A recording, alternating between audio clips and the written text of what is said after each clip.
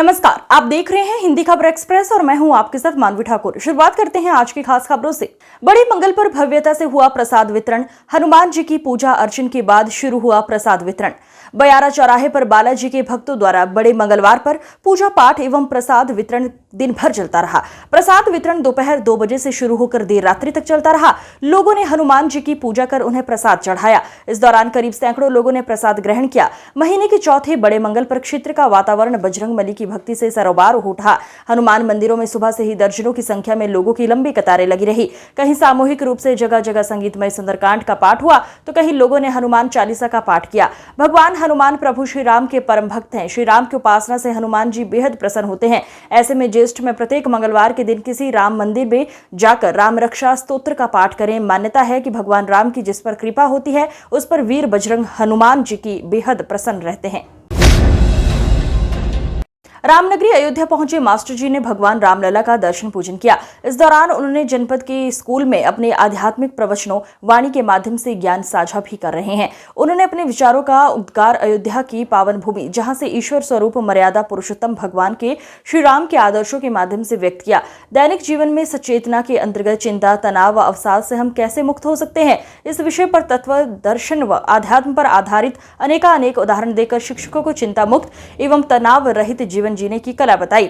रामकृष्ण जैसे महापुरुषों के व्यक्तित्व एवं कृतित्व का उदाहरण देकर शिक्षकों को आश्वस्त किया। उन्होंने बताया कि पिछले 16 वर्षों से अपने आध्यात्मिक प्रवचनों वाणी के माध्यम से 1 लाख से अधिक लोगों के साथ अपना ज्ञान या अनुभवनात्मक ज्ञान साझा कर चुके हैं। वे निस्वार्थ भाव से और बिल्कुल निःशुल्क हिंदी अंग्रेजी में अपनी वाणी प्रदान कर रहे हैं। मास्टर जी की वाणी से निश्चित परिवर्तन का अनुभव करने के लिए कम से कम 30 दिनों तक सुनना अनुचित है। उनकी वाणी यूट्यूब चैनल मास्टर जी पर उपलब्ध है। मास्टर जी मिशन 800 करोड़ के अपने अंतर्गत अगले 6 वर्षों में 800 करोड़ की पूरी दुनिया की आबादी के साथ अपने सत्य के साथ अनुभव को साझा करने के लिए तत्पर है। अयोध्या आना हुआ श्री राम जी की इस धरती पर और अंदर से हर पल आनंद है और संदेश जो सा है देने के लिए आए हैं, क्योंकि अयोध्या में या जो संसार में देखते हैं दुख ही दुख है। और 16 साल पहले जीवन का जो अनुभव हुआ, अंतःकरण में जो सत्य का यानी राम जी का मिलन हुआ, वही वही सत्य जो सा है 16 साल पहले हुआ। एक एक करके पहले हमने पूरी दुनिया तक जो है आज 1 लाख तक लोगों पहुँचे होंगे, 1000 से 1 लाख तक एक्सपेरिमेंट किया पहले, 10 साल के बच्चे से 80 साल की दादी दादा तक, और देखा है कि सब मौज में हमारे यहाँ। और इसके बाद दिसंबर 23 में आया कि क्यों ना इसे संसार को दे दिया जाए, तो इसे मिशन 800 करोड़ बनाया हमने कि धरती पे आखिरी इंसान तक पहुँचना है। राम जी की इस धरती पर अयोध्या में उनका आशीर्वाद, निराकार के आशीर्वाद के बिना तो 800 करोड़ तक नहीं पहुंच सकते, क्योंकि 6 साल पीरियड रखा है, 6 साल के अंदर पहुंचना है। पीलीभीत के थाना जहानाबाद के शाही कुकरी खेड़ा रोड पर हुआ भीषण सड़क हादसा।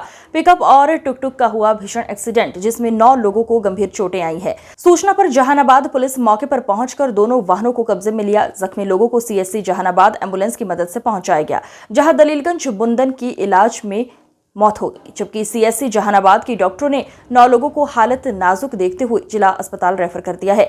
सीएससी जहानाबाद में देखने वालों की भीड़ लग गई। जहानाबाद पुलिस ने मृत बुंदन को पीएम हाउस भेज दिया और परिवार वालों का रो रो कर बुरा हाल है। डॉक्टर साहब जानना चाहेंगे कि अभी एक ई रिक्शा के साथ दुर्घटना हुई है, टक्कर मार दी है, इसमें कितने लोग के चोटें आई हैं और क्या उपचार किया गया इनका?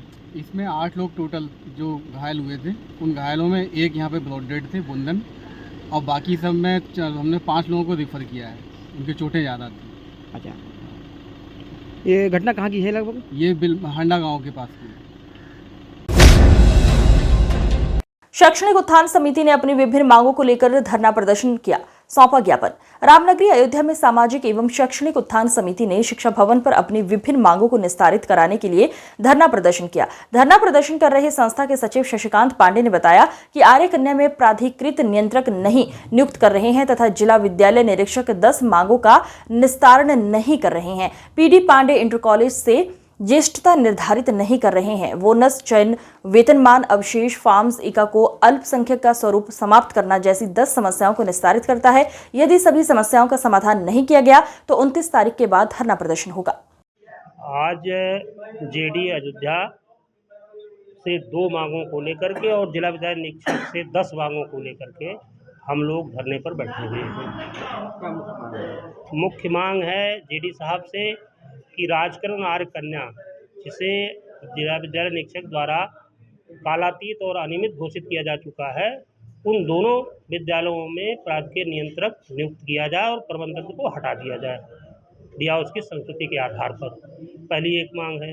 दूसरी मांग ये है कि पीडी पांडे इंटर कॉलेज में ज्येष्ठता का निर्धारण कर दिया जाए, जैसा कि डायरेक्टर का निर्देश है, और उस ज्येष्ठता के निर्धारण के बाद जो पदोन्नति के पात्र हों और विषय जो प्रवक्ता के पद रिक्त हों, उनको पदोन्नति कर दी जाए। ये दो मांगे जेडी स्तर पर है। कमला नेहरू भवन पर अल्पसंख्यक कांग्रेस ने चुनाव में समर्थन के लिए मुस्लिमों, दलितों और पिछड़ों का आभार व्यक्त किया। सवर्णों का 80% वोट भाजपा में जाना चिंता का विषय है। नए सवर्ण नेताओं को विकसित करेगी कांग्रेस। अल्पसंख्यक जिला शहर अध्यक्ष ने लोकसभा चुनाव में उत्तर प्रदेश में इंडिया गठबंधन को मिले समर्थन के लिए जनता का आभार व्यक्त किया। उन्होंने उम्मीद जताई है कि कभी भी मध्यावधि चुनाव हो सकते हैं, जिसमें सफलता के आंकड़ों को और सुधारते हुए केंद्र में इंडिया गठबंधन की सरकार बनाई जाएगी। प्रेस कॉन्फ्रेंस को संबोधित करते हुए आमिर अमीरू ने कहा कि CSDS और लोकनीति के पोस्ट पोल सर्वे से ये स्पष्ट हो गया है कि इंडिया गठबंधन को मुसलमानों का मुफ्त वोट मिला है। वहीं पिछड़ों, अति पिछड़ों और दलितों का भी बड़ा हिस्सा इंडिया गठबंधन के साथ था। इसके लिए अल्पसंख्यक कांग्रेस इन वर्गों का विशेष आभार व्यक्त करती है। उन्होंने कहा कि सर्वे से ये उजागर हुआ है कि सवर्ण वोटों का 80% हिस्सा भाजपा के साथ गया है और सिर्फ 16% सवर्ण वोट ही इंडिया गठबंधन को मिला। ये देश और इंडिया गठबंधन के लिए चिंता का विषय है। इसकी एक बड़ी वजह इस समाज में इंडिया गठबंधन के मुद्दों का न पहुंच पाना भी हो सकता है।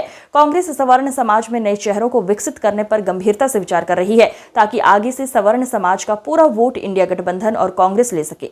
मैं ये कहना चाहता हूँ कि अल्पसंख्यक कमेटी कांग्रेस कमला नेहरू भवन, जिसमें से जो है मुस्लिमों, दलितों और सबका आभार जताते हुए सारे कांग्रेस और गठबंधन के साथियों को सबको आभार जताता हूँ।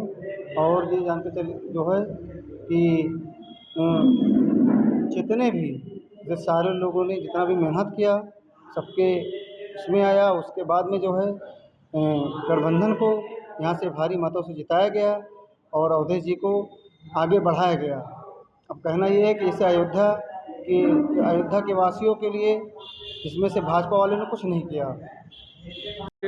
प्रदेश अल्पसंख्यक विभाग जो है उसके तत्वाधान में जो अभी गठबंधन की ये चुनाव में जो गठबंधन था हमारा समाजवादी पार्टी और कांग्रेस का, उसमें जो यहाँ पे एक अच्छी जीत हुई, उसको लेके अल्पसंख्यक सेल के हमारे जिला अध्यक्ष मोहम्मद आमिर उर्फ अमीरू भाई हैं, यहाँ पे जो कार्यकर्ता और यहाँ की जनता को आभार व्यक्त करने के लिए इन्होंने यहाँ पे प्रेस बुलाया था।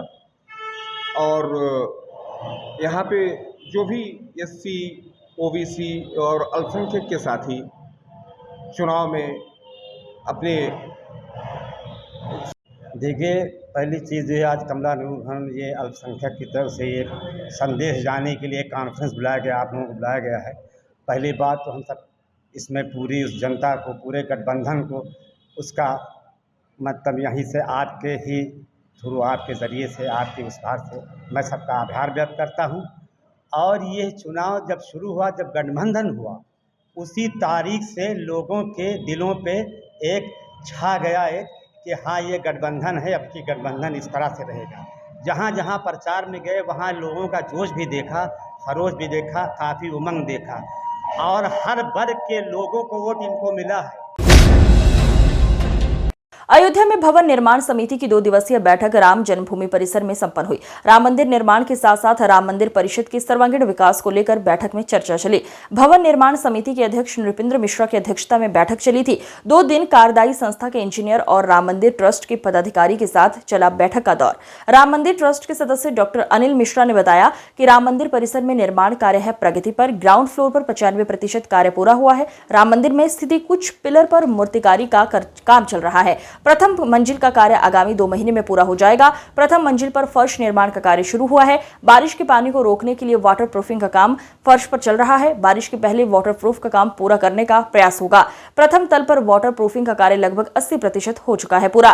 द्वितीय दल का निर्माण कार्य भी तेजी के साथ चल रहा है। द्वितीय दल का निर्माण का कार्य भी दिसंबर तक पूरा हो जाएगा। शिखर निर्माण का कार्य 90% दिसंबर तक पूरा हो जाएगा। पूरा दिसंबर तक पूरा करने का लक्ष्य रखा गया है। दिसंबर से जनवरी तक मंदिर का सभी निर्माण कार्य पूरा हो जाएगा। 800 मीटर पर कोटे में चल रहा निर्माण का कार्य पर कोटे में बनाए जाने वाले 6 मंदिरों में 4 लेयर से 7 लेयर तक पत्थर लगाने का कार्य पूरा हो चुका है। परकोटे में बनाए जाने वाले भूमिगत स्थलों का निर्माण हो चुका है पूरा। परकोटा में 14 फीट का बनाए जाने वाला कॉरिडोर परकोटे के निर्माण के साथ लेता रहेगा आकार। परकोटा मंदिर और कॉरिडोर के निर्माण का लक्ष्य है मार्च 2025। आज की खबरों में बस इतना ही। देखते रहिए हिंदी खबर एक्सप्रेस।